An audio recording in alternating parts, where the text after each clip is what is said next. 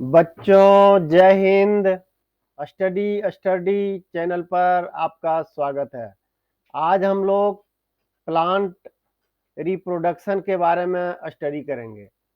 एक प्लांट से दूसरा प्लांट का तैयार होना ही रिप्रोडक्शन कहलाता है।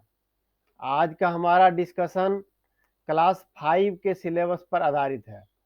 यह डिस्कशन उन बच्चों के लिए भी उपयोगी है जो कॉम्पिटिटिव एग्जाम का तैयारी कर रहा है। इस चैप्टर में प्लांट रिप्रोडक्शन के बारे में बिल्कुल ही बेसिक जानकारी दी गई है, अतः आम पब्लिक को भी इसके बारे में जानकारी होना ही चाहिए।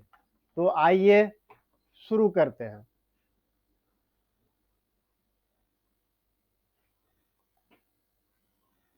ये आप क्या देख रहे हैं? हुमेन है, हुमेन का यंग वन। ये हैन है, हैन का यंग वन। काव, काव का यंग वन। डॉग और डॉग का यंग वन। इसी तरह प्लांट का भी यंग वन होता है। आप देख रहे हैं कि सीड जर्मिनेट होकर के एक प्लांट बनता है। तो इन चीजों को आप समझ गए होंगे कि प्लांट से एक नया प्लांट बनना ही प्लांट रिप्रोडक्शन कहलाता है। आगे हम इनके बारे में विस्तार से अध्ययन करते हैं। यहां देखिए, प्लांट को ग्रो होने के लिए क्या क्या जरूरी चीजें हैं, क्या क्या जरूरी चीजें होने से कोई भी प्लांट ग्रो करेगा। उनके लिए सबसे पहले water, appropriate temperature, good quality of soil and air. Water means ऐसा है कि कुछ क्रॉप्स ऐसे होते हैं जो कि कम वाटर में भी पैदा होता है और कुछ क्रॉप्स ऐसे होते हैं जिनके लिए ज्यादा वाटर चाहिए, जैसे कि पैडी, धान, जिससे कि चावल बनता है। तो पैडी के लिए ज्यादा वाटर की जरूरत होती है। उसी तरह व्हीट, व्हीट गेहूं जिससे रोटी बनता है, उसके लिए कम पानी की जरूरत होती है। उसी तरह से हम टेम्परेचर की बात करते हैं। आप देखे होंगे कि एक खरीफ फसल होता है और एक रबी फसल होता है। तो खरीफ फसल के लिए ज्यादा टेम्परेचर चाहिए, रबी फसल के लिए कम टेम्परेचर चाहिए। इसी तरह से आपको और कुछ मैं एग्जांपल दे सकता हूं, जैसे एप्पल। एप्पल ठंडे जगह पे पैदा होता है। नेक्स्ट, सॉइल का जो क्वालिटी होता है, अलग अलग सॉइल में अलग अलग तरह का प्लांट ग्रो करता है। जैसे कि हम ब्लैक सॉइल ले लें। ब्लैक सॉइल कॉटन के लिए बहुत ही अच्छा होता है। ब्लैक सॉइल हमारे देश में महाराष्ट्र रीजन में पाया जाता है। उसी तरह से व्हीट और राइस के लिए एलुवियल सॉइल जरूरी होता है, और यह सॉइल जो है हमारे बिहार, यूपी और बंगाल के एरिया में पाया जाता है। इसी तरह से बच्चों, प्लांट को ग्रो करने के लिए एयर भी बहुत ही जरूरी है। मैंने यहाँ पे एक एग्जाम्पल देने का कोशिश किया है। पानी के अंदर कुछ बीज डाल दिया है और यह बीज हवा के संपर्क में नहीं है। आप देखेंगे कि यह बीज जर्मिनेट नहीं हो रहा है। इससे यह प्रूफ होता है कि बिना हवा का कोई भी प्लांट ग्रो नहीं करेगा। इसलिए आप ये आवश्यक जो फैक्टर है इन्हें याद रखिएगा। Water, appropriate temperature, good quality of soil and air. Next बढ़ते हैं।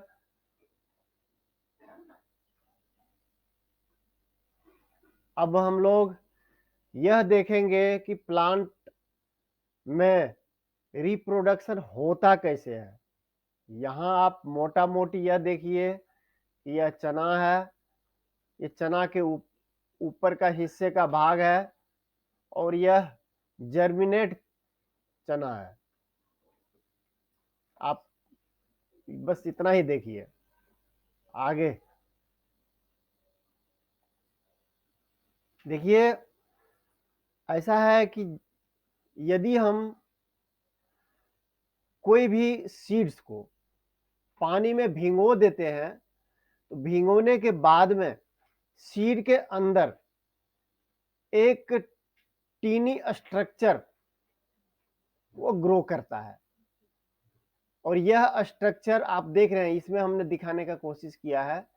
यह हमारा सीड है और सीड को जब हम सॉक करेंगे, भिगोएंगे, तो इस तरह का स्ट्रक्चर यहाँ पे दिखेगा। इस तरह का स्ट्रक्चर यहाँ पे दिखेगा। यह स्ट्रक्चर जब तैयार होता है उसके बाद क्या होता है कि इसका जो कोट है, जैसे कि हमने पीछे आपको छिलका दिखाया था, इसे हम कोट बोलते हैं। कोट जो है यहाँ फट जाता है। फटने के बाद में यहाँ से यह सीड जर्मिनेट हो जाता है और जब ये जर्मिनेट हो जाता है इसमें अंकुर आ जाता है। अंकुर आने के बाद में यह अंकुर मिट्टी के नीचे चला जाता है जो कि आगे चलकर रूट बनता है। और ये जो भाग है आपका जो सीड है इसका, इसे कोटिलेडन बोलते हैं हम। ये भाग ऊपर आ जाता है, ये लाइट की तरफ चला जाता है और यही भाग जो है बाद में प्लांट बनता है। यह ऊपर जाने के बाद में इनका जो कोटिलेडन होता है, सबसे पहला लीफ उसी का तैयार होता है। पत्ता, सबसे पहला पत्ता जो है कोटिलेडन का ही तैयार होता है। इसके बाद नेक्स्ट जो है आगे उसमें लीव्स आता है। ये आप देख रहे होंगे, इसको आप ठीक से अब देखें। और आगे चलकर जो प्लांट का नीचे का हिस्सा गया इसे हम रूट बोलते हैं और प्लांट के ऊपर का जो हिस्सा गया है इसे हम शूट बोलते हैं। इसे आप याद रखिएगा, आपके एग्जाम में ये चीजें पूछी जाती है। नेक्स्ट, सीड कितने तरह का होता है? तो मोटा मोटी इन्हें हम दो भाग में बांटते हैं, एक मोनोकोट, एक डीकोट। अभी हमने जो आपसे चर्चा किया था चना का बीज, चना का बीज का ऊपर का भिगाने के बाद में ऊपर का छिलका यदि आप निकालेंगे तो उनके अंदर दो कोटिलेडन आपको मिलेगा। उसी तरह से यदि आप व्हीट को सॉक करके उनके ऊपर का जब छिलका निकालेंगे तो उनमें एक ही कोटिलेडन मिलेगा आपको। तो जहां पे दो कोटिलेडन होता है उन्हें हम मोनोकोट्स बोलते हैं, सॉरी जहां 2 कोटिलेडन होता है वहां डिकोट्स बोलते हैं, और जहां 1 कोटिलेडन होता है उसे हम मोनोकोट्स बोलते हैं। नेक्स्ट, सीड डिस्पर्सल, मतलब कोई भी सीड एक जगह एक प्लांट में सीड आया, लेकिन वो फिर किसी दूसरे जगह जा करके वो सीड कैसे पैदा होता है, वो सीड कैसे ग्रो करता है, और वह जो प्रोसेस होता है उसे ही हम सीड डिस्पर्सल कहते हैं। सीड डिस्पर्सल कई तरीके से होता है, जैसा कि यहां हमने आपको बताया है। सबसे पहले वाइंड, हवा से होता है। आप यहां देख रहे हैं लैंडेलायन का बीज है, और इससे इसका बीज हवा में तैर रहा है।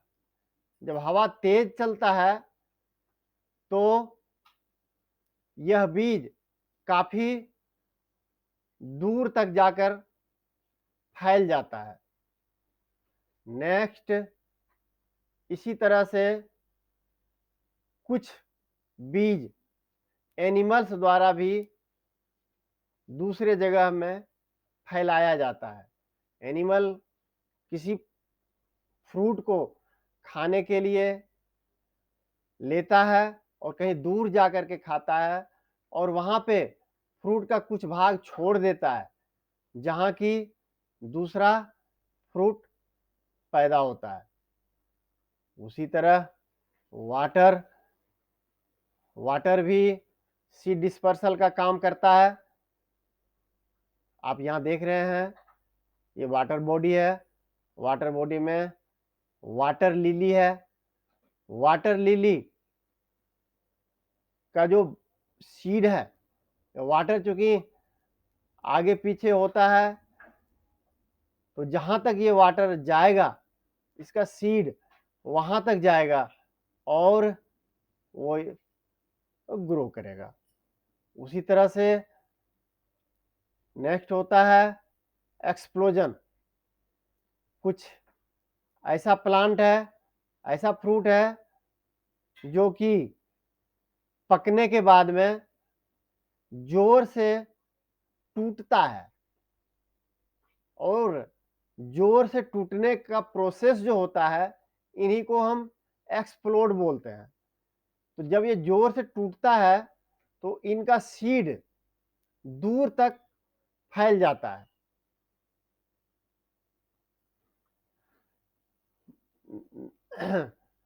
नेक्स्ट है मैन्युअली। ये हम लोग काफी करते हैं। हमारा किसान बीज खेत में बोता है और फसल तैयार होता है। ये आप देख रहे हैं खेत की जुताई हो रही है और बीज किसान खेत में डाल रहा है। तो यह भी एक सीड डिस्पर्सल का तरीका है। नेक्स्ट हम देखते हैं ग्रेविटी। हमारा अर्थ में ग्रेविटी है, तो कोई भी फ्रूट यदि ट्री के ऊपर पक जाता है तो पकने के बाद वो ग्रेविटी के कारण नीचे गिर जाता है, और नीचे वही फसल अगेन ग्रो कर जाता है। Next insect. यहां पे आप देख रहे हैं बटरफ्लाई है, एक फ्लावर के ऊपर में बैठा है, और इनके पैर में फ्लावर के साथ में जो बीज लगा हुआ है वो चिपक जाता है। यही बटरफ्लाई जब उड़ करके कहीं दूसरे जगह जाता है तो उनके पैर में चिपका हुआ सीड कहीं दूसरे जगह वो छोड़ देता है, और वहां वही प्लांट ग्रो कर जाता है। तो इसमें आप समझ गए होंगे कि कोई सीड एक जगह से दूसरे जगह किस तरह जाता है। नेक्स्ट,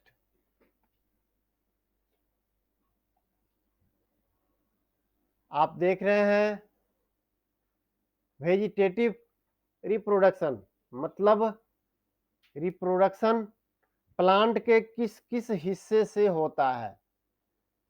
यहां देख रहे हैं कि स्वीट पोटैटो है जो कि रूट से हो रहा है। उसी तरह से शुगर कैन, शुगर कैन का रिप्रोडक्शन स्टीम से होता है। शुगर कैन को फार्मर क्या करते हैं कि बीच बीच में शुगर कैन बड़ा होता है। शुगर कैन आप जरूर देखे होंगे। इनको फार्मर बीच से काट देता है, जैसे यहाँ इनको काट दिया, फिर यहाँ काट दिया, फिर आगे यहाँ काट दिया। तो ये जो छोटा छोटा टुकड़ा होता है वह मिट्टी में दबा दिया जाता है और इससे फिर जो है नया प्लांट ग्रो करता है। उसी तरह से अंडरग्राउंड स्टीम, ये देखिए, आप देख रहे होंगे ये जिंगर का प्लांट है, यहाँ ये रूट है और यहाँ से ही एक स्टीम जो है आगे बढ़ता है और यही जो है फिर ऊपर आ जाता है। इसी तरह से सेम बनाना के प्लांट में भी यही होता है, यहाँ से स्टेम निकला और ये ऊपर ग्रो कर जाता है। नेक्स्ट, उसी तरह से ओनियन, ओनियन के बल्ब से नेक्स्ट प्लांट पैदा होता है। उसी तरह से आप देख रहे हैं बेगोनिया, इनके लीव से प्लांट, दूसरा प्लांट पैदा होता है। नेक्स्ट हम आगे बढ़ते हैं। कुछ प्लांट ऐसे हैं जिसमें कि फ्लावर नहीं होता है, फूल नहीं होता है, तो ऐसे प्लांट को हम नॉन फ्लावरिंग प्लांट बोलते हैं। नॉन फ्लावरिंग प्लांट का जो रिप्रोडक्शन होता है उसमें कई तरीके होते हैं। उनमें से एक तरीका है कि आप ये देख रहे हैं, ये प्लांट है, फर्न का लीफ है, इसमें एक टीनी स्ट्रक्चर आप देख रहे होंगे। ये जो स्ट्रक्चर आप देख रहे हैं, ये स्ट्रक्चर लीफ के सरफेस पे होता है और यही जब लीफ नीचे जमीन से सटता है तो उससे नया प्लांट पैदा होता है। नेक्स्ट हम आगे बढ़ते हैं। अब तक आप प्लांट रिप्रोडक्शन के बारे में जो मेन कंसेप्ट है आप सीख गए होंगे। तो यहां तक यदि वीडियो पसंद आया तो आप उन्हें एक लाइक कर दीजिए। नेक्स्ट हम डिस्कस करते हैं कि कोई भी प्लांट पैदा होने के लिए क्या क्या जरूरी चीजें होता है, क्या क्या फैक्टर काम करता है, इसका चर्चा हमने पीछे भी किया था। तो इसमें देखिए, मिट्टी का प्रकार हो गया, किस तरह की मिट्टी होता है, उसी तरह से कितना वाटर सप्लाई है। आप यहाँ देख रहे हैं पेडी का फसल है, इसके लिए हमें ज़्यादा वाटर का ज़रूरत होता है, और ये ज्वार है, ज्वार के लिए हमें कम वाटर की ज़रूरत होता है। उसी तरह से क्लाइमेट भी एक फैक्टर है, कहीं ठंडा क्लाइमेट होता है, कहीं गर्म होता है। तो ये सारे फैक्टर प्लांट के ग्रोथ को इफेक्ट करता है। नेक्स्ट, नॉर्थ इंडिया में खासकर जितने भी क्रॉप्स होते हैं उसको मोटा मोटी दो भागों में बांटा जाता है, एक रबी एंड दूसरा खरीफ। रबी क्रॉप्स जो होता है वो विंटर सीजन में होता है और खरीफ जो होता है वो रेनी सीजन में होता है, बरसात के मौसम में होता है। रबी क्रॉप्स नवंबर में बोया जाता है और अप्रैल तक तैयार हो जाता है। उसी तरह खरीफ क्रॉप्स जून जुलाई में बोया जाता है और अक्टूबर तक तैयार हो जाता है। आप एग्जाम्पल देख सकते हैं रबी क्रॉप्स का wheat, oats, gram, pea and mustard है। उसी तरह खरीफ क्रॉप्स का paddy, beans, corn, sugar cane and groundnut है। नेक्स्ट हम आगे बढ़ते हैं। एग्रीकल्चर, अब तक हमने प्लांट के बारे में बहुत कुछ सीख लिया है, तो अब एग्रीकल्चर का जब शुरुआत होता है, फार्मर करते हैं, तो उनके लिए वो क्या क्या करते हैं उसी चीज को हमने स्टेप बाय स्टेप यहाँ पे समझाया है और इसे आपको पिक्चर के सहायता से क्लियर करने का कोशिश भी किया है।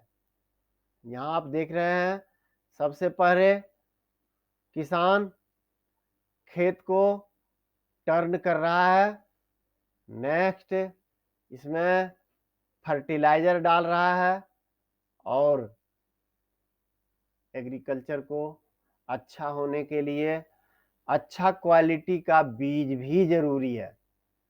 अच्छा क्वालिटी का यदि हम खेत में बीज नहीं डालेंगे तो हमारा जो प्लांट होगा वो अच्छे क्वालिटी का नहीं होगा। उसी तरह से यहाँ आप देख रहे हैं, यहाँ किसान क्या कर रहे हैं, यह एक्चुअली पैडी है, पैडी का फसल है और इनके बीच में अनवांटेड ग्रास आ गया है, तो उस ग्रास को ये किसान निकाल रहे हैं। धान के खेत से, उनके बीच से जो ग्रास, अनवांटेड ग्रास आ गया है, उसे ये निकाल रहे हैं। और क्या क्या करते हैं, नेक्स्ट उनकी सिंचाई करते हैं, इरिगेशन, पेस्ट कंट्रोल के लिए पेस्टिसाइड, जिसे कि हम कीटनाशक भी बोलते हैं, अपने खेत में कीटनाशक का छिड़काव कर रहे हैं। उसी तरह से फसल को एनिमल से बचाने के लिए इनमें बाड़ लगा दिया गया है, जिससे कि एनिमल खेत की तरफ ना जाए और खेत को नुकसान ना पहुंचाए। और जब फसल तैयार हो जाता है तो उनका कटाई करते हैं, फसल का कटाई करते हैं। नेक्स्ट,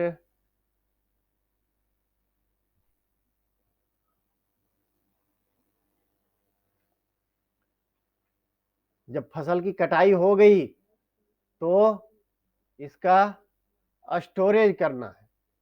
तो ये देखिए गांव में फसल को स्टोर करने का यह एक तरीका है। यह मिट्टी का एक स्ट्रक्चर बना दिया गया है चारों तरफ से, इसके बीच में यहाँ से जो है फसल डाल दिया जाता है और ऊपर से इसे हम बंद कर देते हैं। उसी तरह से एक गोदाम है, ये यहाँ भी फसल को स्टोर किया जाता है। देख रहे सकते हैं आप, इस तरह से फसल को भर भर करके गोदाम में रखा गया है। उसी तरह से आप ये बिल्डिंग देख रहे होंगे, इनके बारे में काफी लोगों को पता होगा। यह पटना का गोल घर है। अंग्रेजों ने क्रॉप्स को स्टोर करने के लिए गोल घर का निर्माण करवाया था।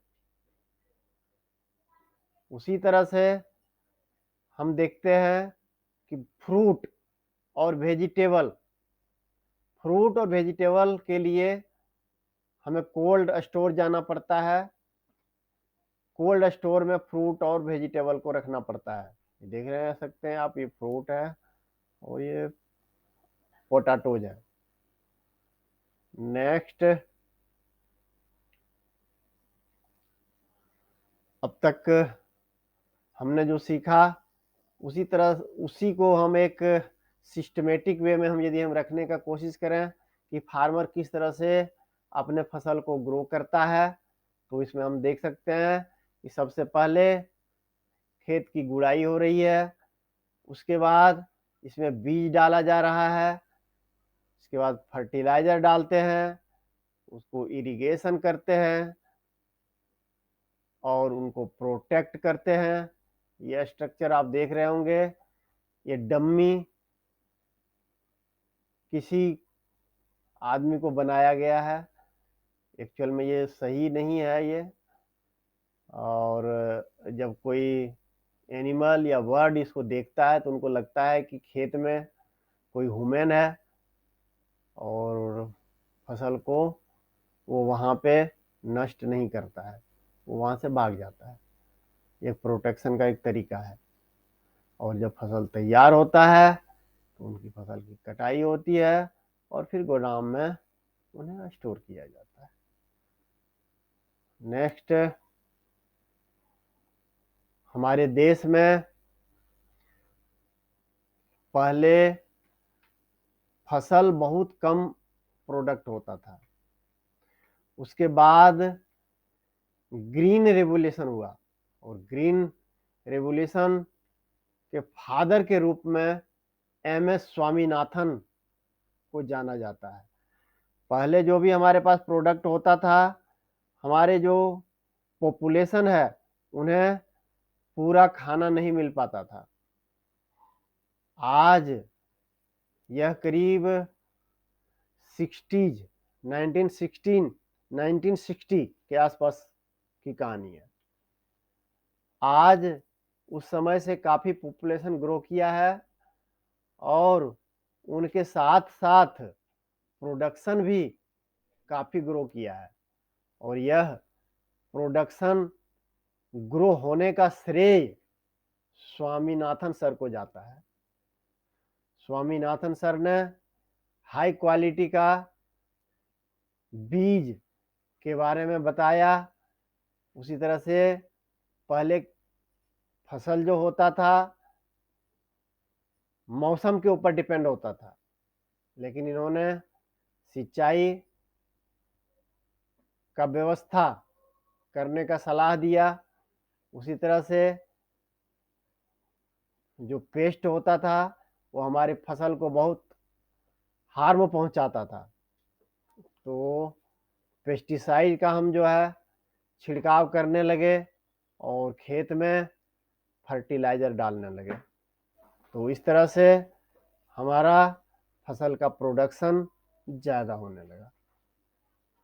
उम्मीद करता हूँ कि अब तक आप लोगों काफ़ी कुछ सीखा होगा, और यदि वीडियो का एंजॉय किए हैं तो इसे लाइक कर दीजिए, चैनल को सब्सक्राइब कर लीजिए और चैनल को अपने इष्ट मित्रों और अपने फैमिली मेंबर के साथ शेयर कर दीजिए, ताकि वो भी इस वीडियो का फायदा उठा सके। Thank you.